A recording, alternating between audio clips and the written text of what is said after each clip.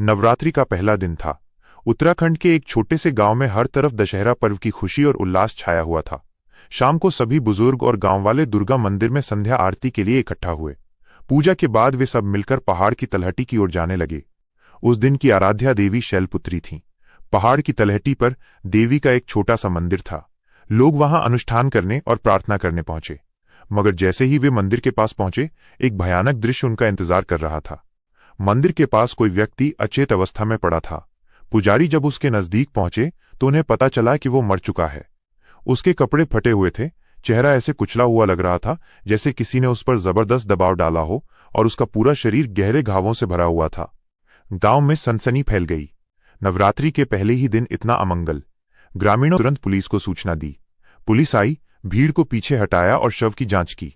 शरीर पर हर जगह सूजे हुए क्रूर घाव थे, कोई साफ कटाव नहीं। चेहरा ऐसा लग रहा था जैसे बार बार ठोकर या दबाव डाला गया हो।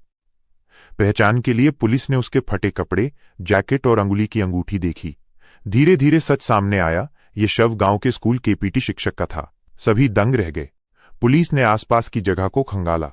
जमीन पर अजीब अजीब पैरों के निशान थे, जैसे बैल, घोड़े, सांड और गधे के। ये निशान शव पर बने घावों से मेल खाते थे।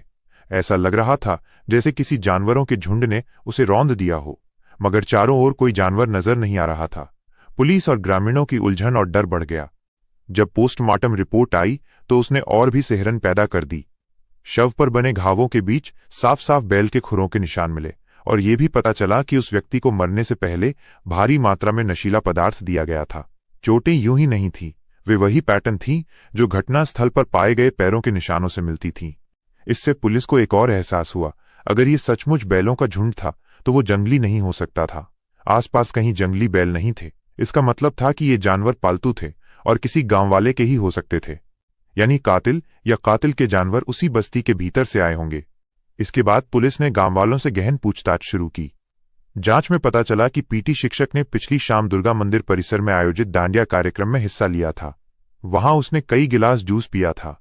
इससे पुलिस को शक हुआ कि शायद उसी जूस में कोई नशीला पदार्थ या जहर मिलाया गया होगा, जिससे वो असहाय हो गया। मगर जांच आगे बढ़ ही रही थी कि तभी गांव पर एक और सदमा टूटा। नवरात्रि के दूसरे दिन ही एक और व्यक्ति मृत पाया गया और एक नई हत्या की गुत्थी शुरू हो गई। नवरात्रि के दौरान हुई आगे की हत्याओं, उनके पीछे कौन था और ये मामले कैसे सुलझाए गए, ये सब जानने के लिए हमारे YouTube channel rare story world को सब्सक्राइब करें। धन्यवाद।